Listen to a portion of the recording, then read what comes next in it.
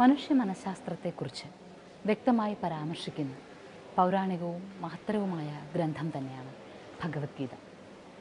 ഭഗവത്ഗീതയിലെ ഈ പരാമർശങ്ങളെക്കുറിച്ച് മനസ്സിലാകുന്നത് ഭഗവത്ഗീത യഥാർത്ഥ അർത്ഥത്തിൽ പഠിക്കുകയും മനസ്സിലാക്കുകയും ചെയ്യുമ്പോഴാണ്.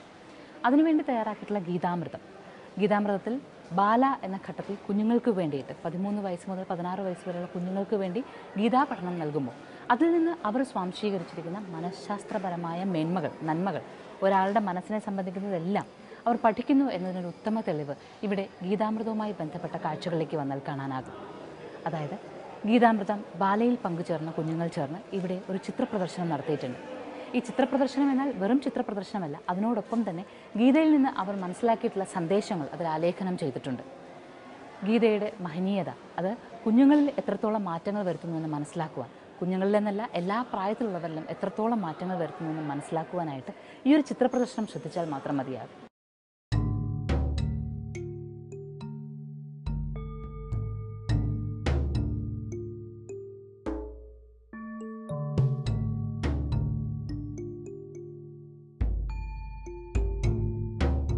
നാൽപ്പതോളം ചിത്രങ്ങൾ.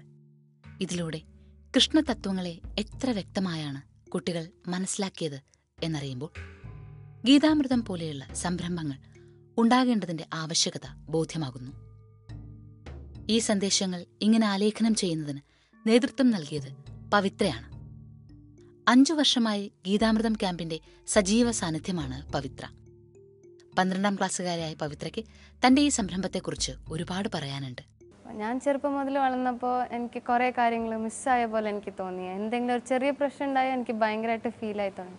അപ്പോൾ ഞാൻ ഈ ഗീതാമൃതം എന്നുള്ള ക്യാമ്പിൽ അറ്റൻഡ് ചെയ്തപ്പോൾ എനിക്കൊരു കിട്ടിയ സന്തോഷം അത് എനിക്ക് മാത്രം ഉണ്ടാവാതെ എല്ലാവർക്കും കൂടി കിട്ടണം എന്ന് എനിക്ക് തോന്നി.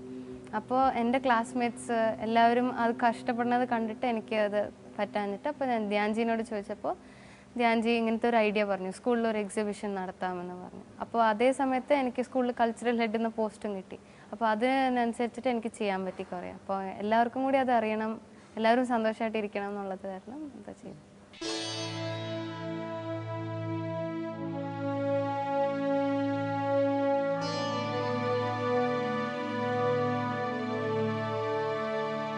ജഗൻ മാതാവ് ശ്രീ അമൃതാനന്ദമയി ദേവി മക്കളെ ഉപദേശിക്കുന്നത് ഗീത പഠിക്കൂ, കൃഷ്ണനാവൂ എന്നാണ്.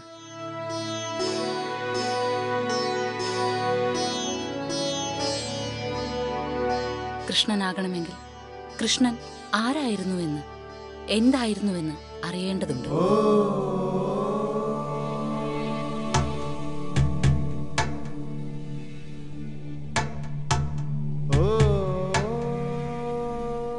കാരാഗൃഹത്തിൽ പിറന്നിട്ടും രാജാവും ജേതാവുമായ ആ കൃഷ്ണനെ മനസ്സിലാക്കേണ്ടതുണ്ട്.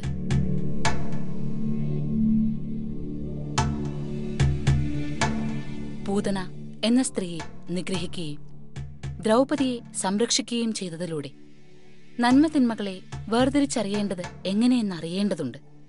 അങ്ങനെയാണ് കൃഷ്ണനാകേണ്ടത്.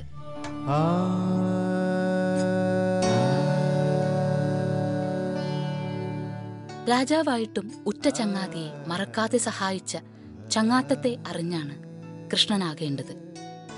പ്രകൃതിയെ സ്നേഹിച്ചും സംരക്ഷിച്ചും ആരാധിച്ചുമാണ് കൃഷ്ണനാകേണ്ടത്.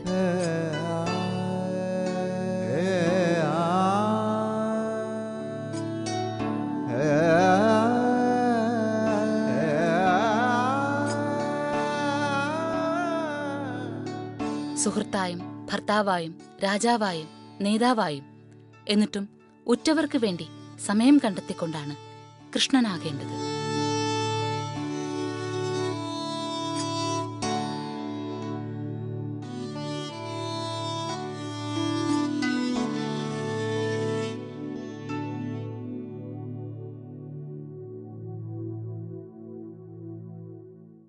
ധ്യാൻജി കുറച്ച് ഐഡിയാസ് പറഞ്ഞു. ഇങ്ങനെ ഒരു പിക്ചറും അതിൻ്റെ താഴെ ഒരു കോട്ട് പോലെ, ഇപ്പോഴത്തെ ജനറേഷന് മനസ്സിലാവുന്ന പോലെ ഒരു ചെറിയൊരു അട്രാക്റ്റീവ് കോട്ട്സ് പോലെ വെച്ചിട്ട് നമുക്ക് റൈറ്റപ്പ് ഉണ്ടാക്കാമെന്ന് പറഞ്ഞു. അപ്പോൾ ഞാനും ധ്യാൻജിയും എല്ലാവരും കൂടി ഇരുന്നിട്ട് അത് തീരുമാനിച്ചപ്പോൾ ഇതൊക്കെ ഈ കാര്യങ്ങളൊക്കെ നമുക്ക് കുട്ടികൾക്കായിട്ട് ചെയ്യാം എന്ന് പറഞ്ഞ് അങ്ങനെ ചെയ്തു. അപ്പോൾ അങ്ങനെ ചെയ്തു വന്നപ്പോൾ ഇരുന്ന് റൈറ്റപ്പ് പിന്നെ എനിക്ക് അതിൽ നിന്ന് മനസ്സിലാക്കിയത് കുറച്ച് ധ്യാൻജി പറഞ്ഞതിൽ നിന്ന് എനിക്ക് മനസ്സിലായത് വെച്ച് ഞാൻ കുട്ടികൾക്ക് മനസ്സിലാവുന്ന രീതിയിൽ ഞാനത് ചെയ്തു.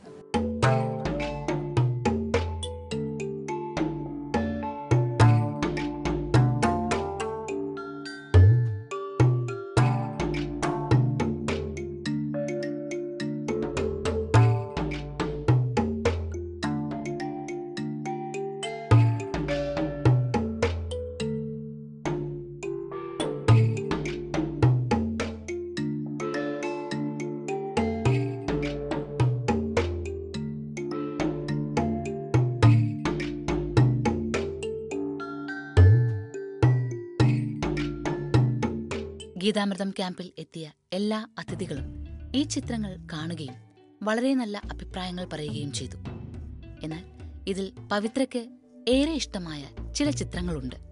നോ വെൻ ടു റൺ എന്ന് പറയുമ്പോൾ ജരസന്ധൻ വന്നിട്ട് മഥുര കൃഷ്ണൻ റൂൾ ചെയ്തിരുന്ന സമയത്ത് 16 പ്രാവശ്യം അറ്റാക്ക് ചെയ്തിരുന്നു. 16 പ്രാവശ്യവും തോപ്പിച്ചു ജരസന്ധനെ, കൃഷ്ണൻ തോപ്പിച്ചു. അപ്പോൾ അത് കഴിഞ്ഞിട്ട് പിന്നെയും അവരുടെ മക്കൾക്ക് ഭയങ്കര പ്രശ്നമാണ്, അപകടം ഉണ്ടാവരുത് എന്ന് പറഞ്ഞിട്ട് മഥുരയിൽ നിന്ന് നാട് മൊത്തമായിട്ട് ദ്വാരകയ്ക്ക് അങ്ങോട്ട് ഷിഫ്റ്റ് ചെയ്തു. അപ്പോൾ അങ്ങനെ നോ വെൻ ടു റൺ, അതായത് നമ്മുടെ പ്രൊട്ടക്ഷന് വേണ്ടിയിട്ട് മാറിയത്, പേടിച്ചോടാതെ അതൊരു വലിയൊരു ആൾക്കാർക്കുള്ള പ്രൊട്ടക്ഷനായിട്ട് അത് ചെയ്തത് കാരണം അതൊരു പോസ്റ്റർ.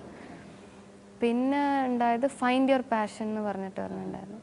അതിപ്പോൾ എല്ലാവരും മൊബൈൽസും സാധനങ്ങളൊക്കെ വെച്ചിരിക്കുമ്പോൾ നമ്മുടേതായ നമ്മുടെ ഓണായിട്ടുള്ള നമ്മൾ ക്രിയേറ്റീവ് ഐറ്റംസ് എല്ലാം നമ്മൾ മിസ് ചെയ്യുന്ന സമയത്ത് കൃഷ്ണൻ അങ്ങനെ ഫ്ലൂട്ട് എന്ന് പറഞ്ഞൊരു അത് പാഷനായിട്ട് എടുത്ത് ചെയ്ത പോലെ ഇപ്പോൾ കുട്ടികൾ അങ്ങനെ എന്തെങ്കിലും ചെയ്യണം അത് പറഞ്ഞു.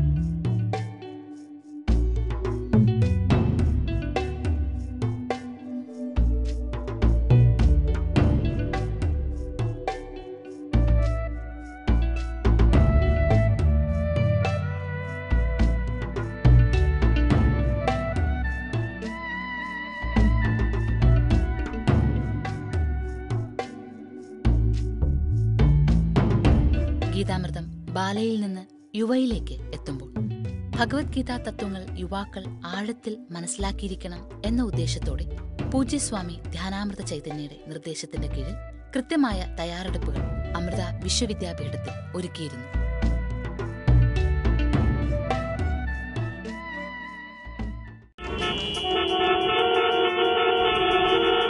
വാർത്തകൾ ഇവിടെ വാൾമുനകളാവുന്നു.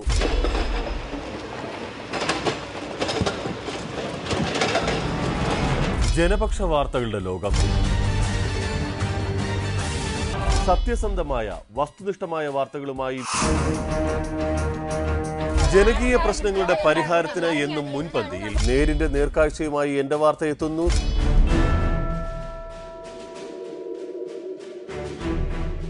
ഞായറാഴ്ച രാവിലെ 10 മണിക്ക്.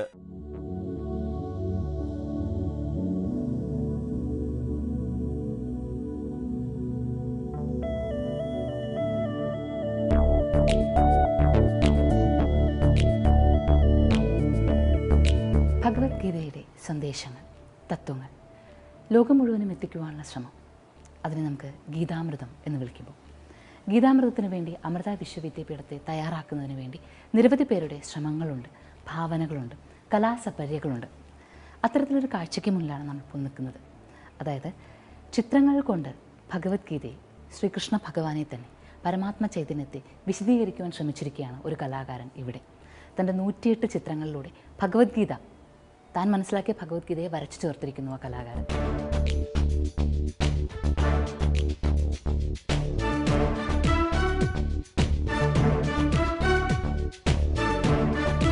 അറിവിൻ്റെ അഗ്നിനാളങ്ങൾ ഒരാളെ അയാളുടെ സ്വത്വബോധത്തിൽ നിന്ന് ഉണർത്തി ആത്മാവിൻ്റെ ചൈതന്യങ്ങളെ അറിയുവാൻ പ്രേരിപ്പിക്കുന്നു എന്ന് മനസ്സിലാക്കുന്നൊരു ചിത്രം. ഇതുപോലെ നിരവധി ചിത്രങ്ങൾ, ഓരോന്നിലും ഓരോ തത്വം. ഇത് വരച്ചത് ശ്രീ അരുൺ രാമനോടൊപ്പമാണ് നമ്മളിപ്പോൾ നിൽക്കുന്നത്. 108 വ്യത്യസ്ത ചിത്രങ്ങൾ, അത് ഭഗവത്ഗീതയുടെ സന്ദേശങ്ങൾ ഉൾക്കൊണ്ടുകൊണ്ട്. എന്താണ് ഒരു പ്രേരണ വരയ്ക്കാൻ പ്രേരണ? കുട്ടിക്കാലം തൊട്ട് ഇത് ചാൻറ്റ് ചെയ്ത് പഠിച്ചിട്ടുണ്ട് ഭഗവത്ഗീത. പിന്നെ ഇൻഹറൻ്റായിട്ട് നമുക്കൊരു വരയ്ക്കാം എന്നുള്ളൊരു ഇതുണ്ട്. അപ്പോൾ വളരെ ലേറ്റായിട്ട് തിരിച്ചറിഞ്ഞതാണ്. 3-4 വർഷം മുൻപാണ് ഞാനിത് വീണ്ടും ബ്രഷ് കയ്യിലെടുത്ത് വരയ്ക്കാൻ തുടങ്ങിയത്.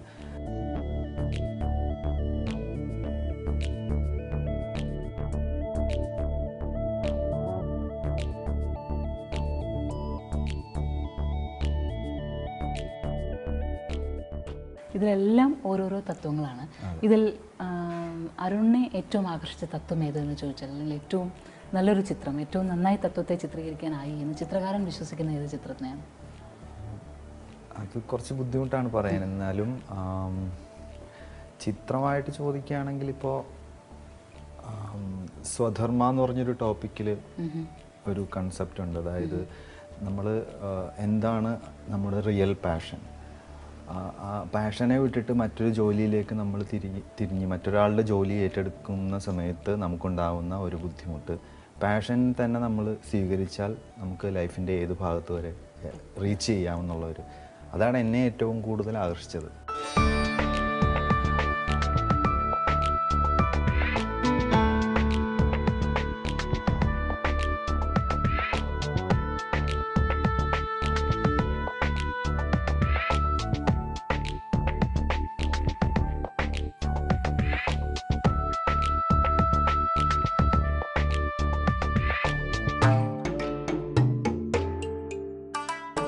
ഇപ്പോൾ ഈ ചിത്രം be an instrument available to lord ഓടക്കുള്ളിലാണ് വരച്ചിരിക്കുന്നത്. ഇത് വരയ്ക്കുമ്പോൾ ഉള്ളിലുണ്ടായിരുന്നൊരു തത്വം അല്ലെങ്കിൽ ഏത് ചിന്തയാണ് ഉണ്ടായിരുന്നത്? ഈ ചിത്രം എന്ന് പറയുമ്പോൾ ഇതിപ്പം ഈ ഭഗവാന്റെ ഒരു ഉപകരണം മാത്രമാവുക. അങ്ങനെ ആയിക്കഴിഞ്ഞാൽ ഭഗവാനായിരിക്കും അതിൻ്റെ എല്ലാ റിസൾട്ടുകളും നോക്കുക. അപ്പം നമ്മൾ ജസ്റ്റ് ഒരു ഉപകരണം പോലെ പ്രവർത്തിച്ചാൽ മാത്രം മതി എന്നുള്ളത്. അതിൻ്റെ റിസൾട്ടിനെ കുറിച്ച് നമ്മൾ വ്യാകുലപ്പെടേണ്ട കാര്യമില്ല.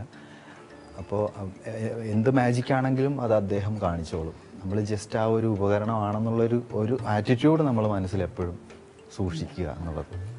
ഗീതാമൃതവുമായിട്ട് എത്ര വർഷമായിട്ട്? ഗീതാമൃതമായിട്ട് ഇപ്പോൾ കഴിഞ്ഞ ക്യാമ്പിലാണ് ശരിക്കും ഈ ക്യാമ്പിനെ കുറിച്ചിട്ടുള്ളൊരു ഐഡിയ ഒക്കെ എനിക്ക് കിട്ടിയത്. അപ്പോൾ ഞാൻ ഈ വർക്കുകൾ കംപ്ലീറ്റ് ചെയ്തിട്ട് 1 വർഷം ആവുന്നുള്ളൂ മൊത്തം. ഈ ക്യാമ്പിനാണ് നമുക്ക് ഇങ്ങനെ ഒരു ക്ഷണം കിട്ടിയതും അത് കുട്ടികൾക്ക് വേണ്ടി നമുക്കിത് പ്രസൻറ്റ് ചെയ്യാനുള്ള അവസരം കിട്ടിയതും.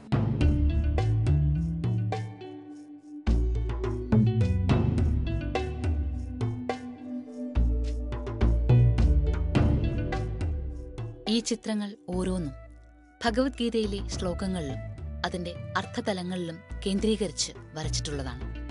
അതുകൊണ്ട് തന്നെ ഈ ചിത്രങ്ങൾ കണ്ടു നടക്കുക എന്നത് അറിവിൻ്റെയും ജ്ഞാനത്തിൻ്റെയും മഹത് വഴികളിലൂടെയുള്ള ഒരു സഞ്ചാരത്തിന് തുല്യമായ അനുഭവമാണ്.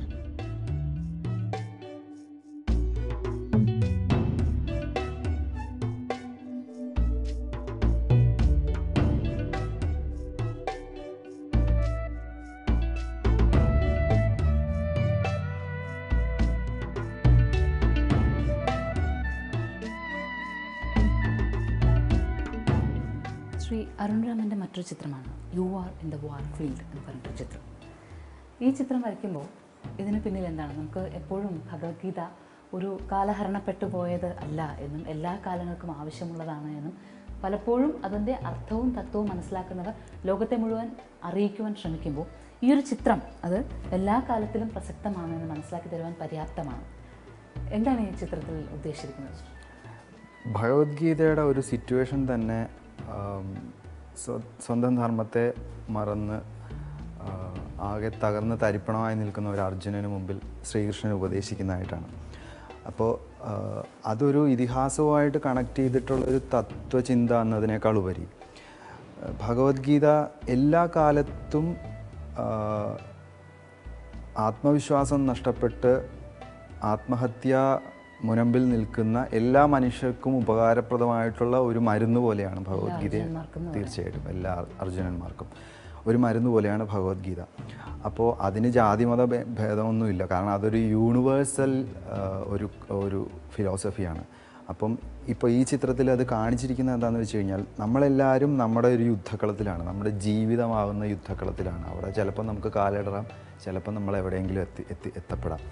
അപ്പോൾ ഈ ചിത്രത്തിൽ അങ്ങനെ കാണിച്ചിരിക്കുന്നത് അതിൽ സൂക്ഷ്മമായിട്ട് നിരീക്ഷിച്ചാൽ നമുക്ക് മനസ്സിലാവും പല തലത്തിലുള്ള ഓരോ തരത്തിലും ഓരോ വിഭാഗത്തിലും വർക്ക് ചെയ്യുന്ന ആൾക്കാർ ഇതിനകത്ത് ഇങ്ങനെ ഡോക്ടേഴ്സ്, എൻജിനീയേഴ്സ്, പൊളിറ്റീഷ്യൻസ്, അങ്ങനെ പല വിധത്തിൽ, അതുപോലെ തന്നെ താഴേക്കിടയിൽ വർക്ക് ചെയ്യുന്ന ആൾക്കാർ എല്ലാവരും ഈ യുദ്ധത്തിലാണ്, ജീവിത യുദ്ധത്തിലാണ്.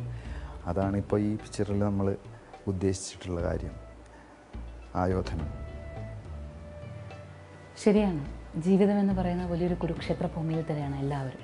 അവരവരുടെ ജോലി ചെയ്യുമ്പോൾ, ബന്ധങ്ങളെ സൂക്ഷിക്കുവാൻ വേണ്ടിയിട്ട് ബുദ്ധിമുട്ടുമ്പോൾ, കുടുംബം കൊണ്ടുപോകാൻ പോകുമ്പോഴൊക്കെ പലപ്പോഴും തളർന്നു പോകുന്ന പാർത്ഥന്മാരല്ലേ നമ്മൾ ഓരോരുത്തരും.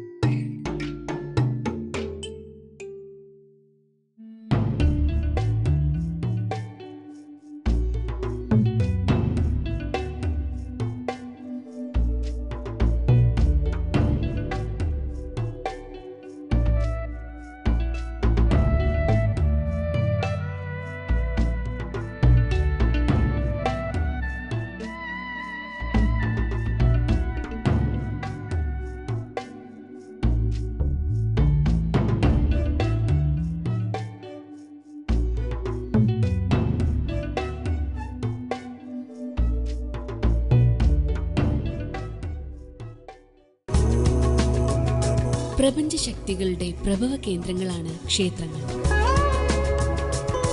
ക്ഷേത്രദർശനം ശരീരത്തിനെ ഊർജ്ജസ്വലമാക്കുന്നു, മനസ്സിനെ നിർമ്മലമാക്കുന്നു.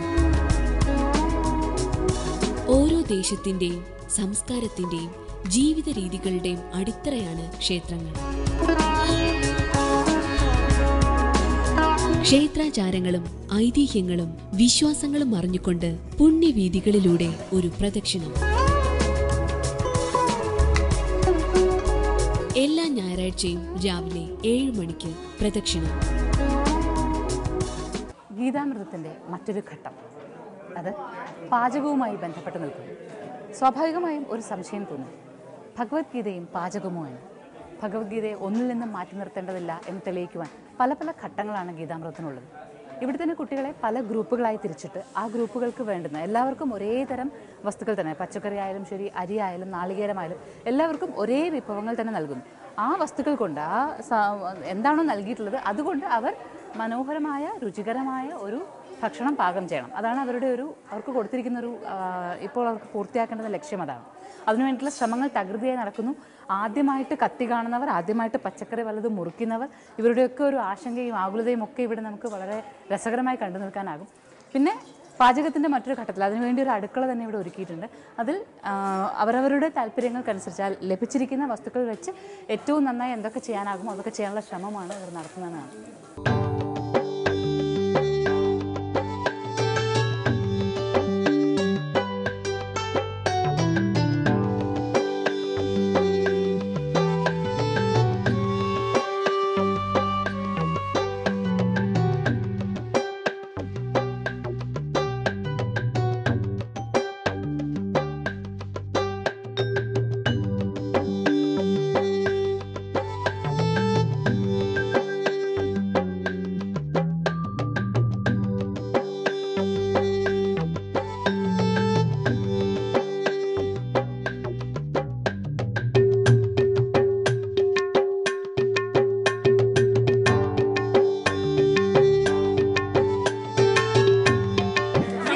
ആദ്യമായിട്ടാണ് ഞാൻ കുക്കിംഗ് എന്ന് പറയുന്ന ഒരു കല ട്രൈ ചെയ്യുന്നത്.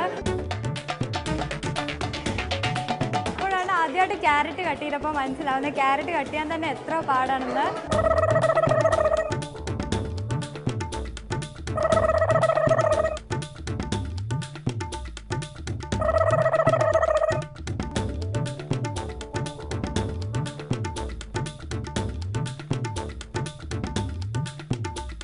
We are team number 1. This is our assistant, Sujata, and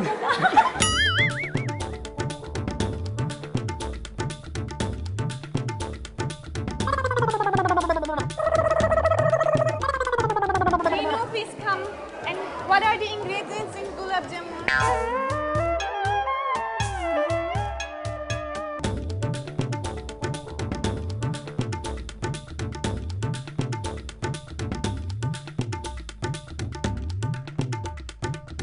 salt is less.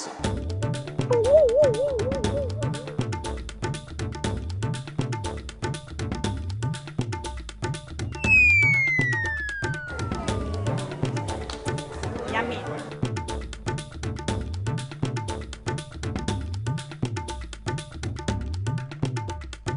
Raksha, what is this you are making? I'm making bhindi fry.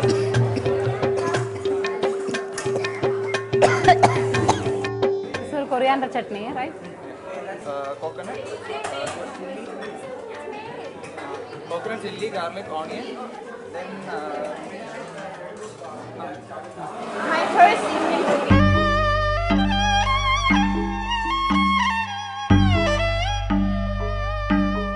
Taste it. And show the real expression only.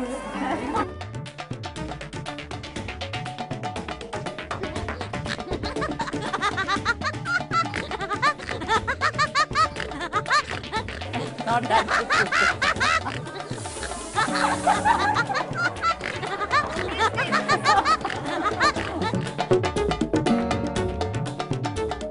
this thing looks good, but I don't know how it will taste. We read the recipe, we followed it, and then somewhere in the middle we realized, okay, we didn't do this step. So it was awesome, like we had to redo it again, but I don't know how it came out to be, and it was like a fine experience doing this for the first time. Now I think I can appreciate my mother's food better. I now regret for not helping my mother.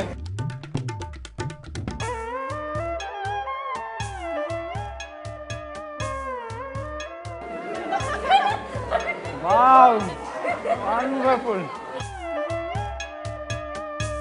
At home, I never used to cook anything. My mom used to tell me that I'm going to go suffer at my in-laws' home. And I think these are my in-laws and they're going to suffer my food.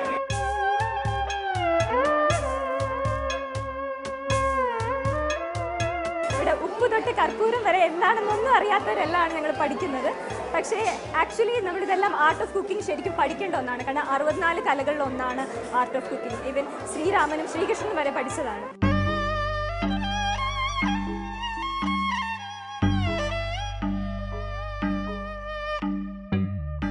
What a shame. Australia, New Zealand, Australia, they look at it.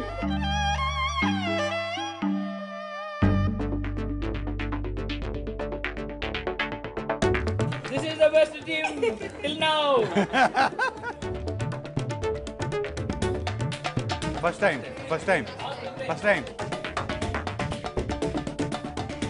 Yeah. Somebody standing on it. Very good.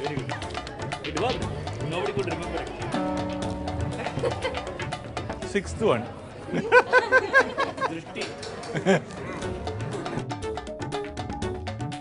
Whoa, what did he say?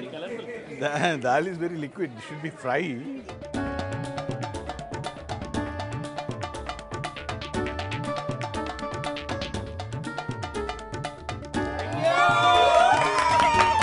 So far.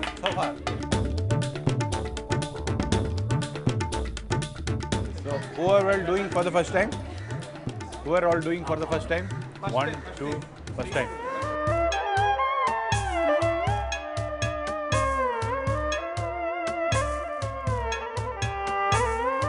Bhagavad Gita ഉപദേശിച്ചത് യുദ്ധക്കളത്തിലാണ്. അത് അടുക്കളയിലും പ്രാവർത്തികമാക്കേണ്ടതാണ്. യുദ്ധക്കളത്തിൽ പ്രാവർത്തികമാക്കാമെങ്കിൽ അടുക്കളയിൽ നമുക്ക് പ്രാവർത്തികമാക്കാം. എങ്ങനെ ജീവിക്കണമെന്ന് പഠിപ്പിക്കുന്ന തത്വശാസ്ത്രമാണ് ഭഗവത്ഗീത. ഇതിൽ പലരും ആദ്യമായിട്ടാണ് അടുക്കളയിൽ ഭക്ഷണം വയ്ക്കാനായിട്ട് കയറുന്നത്. കഴിക്കാൻ പലരും കയറി കാണും. പരസ്പരം സഹകരിച്ച് എങ്ങനെ പ്രവർത്തിക്കാം, എങ്ങനെ സമയബന്ധിതമായിട്ട് ഭക്ഷണം തയ്യാറാക്കാം, അവർക്ക് വേണ്ടി അവരുടെ അമ്മ എത്ര കഷ്ടപ്പെടുന്നുണ്ട്, എത്രയധികം എഫേർട്ട് ഇതിനു വേണ്ടി ഇടുന്നുണ്ടെന്ന് മനസ്സിലാക്കാൻ സാധിക്കുന്നു. പലപ്പോഴും നമ്മൾ മാതാപിതാക്കളെ നല്ല ഭക്ഷണം തരാത്തതിന് കുറ്റം പറയും. പക്ഷേ ഇതിലൂടെ അവർക്ക് തൻ്റെ അമ്മ അനുഭവിക്കുന്ന വേദനയും ബുദ്ധിമുട്ടും മനസ്സിലാക്കാൻ സാധിക്കുന്നു. ഗീതാ പഠനത്തിൻ്റെ ഉദ്ദേശം ഇതുതന്നെയാണ്. മറ്റുള്ളവരുടെ വേദനയും വിഷമവും മനസ്സിലാക്കാൻ സാധിച്ചില്ലെങ്കിൽ ആ ഗീതാ പഠനം കൊണ്ട് പ്രയോജനമില്ല. അപ്പോൾ ആദ്യം തൻ്റെ വീട്ടിൽ നിന്ന് തന്നെ തുടങ്ങേണ്ടത്. തൻ്റെ അമ്മ തനിക്ക് വേണ്ടി ഭക്ഷണം പാകം ചെയ്തു തരാൻ എത്രയധികം ബുദ്ധിമുട്ടുന്നുണ്ട്, എത്രയധികം കഷ്ടപ്പാട് അനുഭവിക്കുന്നുണ്ട്. അത് മനസ്സിലാക്കാനും അത് ഉൾക്കൊള്ളാനും സാധിക്കുമെങ്കിൽ ഒരിക്കലും ഭക്ഷണത്തിനെക്കുറിച്ച് കംപ്ലൈൻറ്റ് പറയില്ല. അമ്മ തരുന്ന എന്തും സന്തോഷത്തോടെ സ്വീകരിക്കാനുള്ള ഒരു മനസ്സ് നമുക്കുണ്ടാവും. അതിന്ന് ഈ കുട്ടികൾക്ക് ഉണ്ടായിട്ടുണ്ടെന്നാണ് ഞാൻ വിചാരിക്കുന്നത്. ഒരേ ലക്ഷ്യത്തോടു കൂടി ഒരുപാട് പേർ ഒത്തുചേർന്ന് നിൽക്കുമ്പോൾ ഒരേ മനസ്സുണ്ടാവുക, ചിന്തകളെ കേന്ദ്രീകരിക്കാനാവുക, ഒരേ ആശയത്തിനെ ഒരുപോലെ കണ്ട് മുന്നോട്ട് പോകാനാവുക, ഒരേ ലക്ഷ്യത്തിലേക്ക് പലരും അവരവരുടെ കർമ്മങ്ങൾ വ്യക്തമായി ചെയ്യുക എന്നിങ്ങനെയുള്ള വലിയ സത്യങ്ങളെയാണ് കുട്ടികൾ മനസ്സിലാക്കിയത്.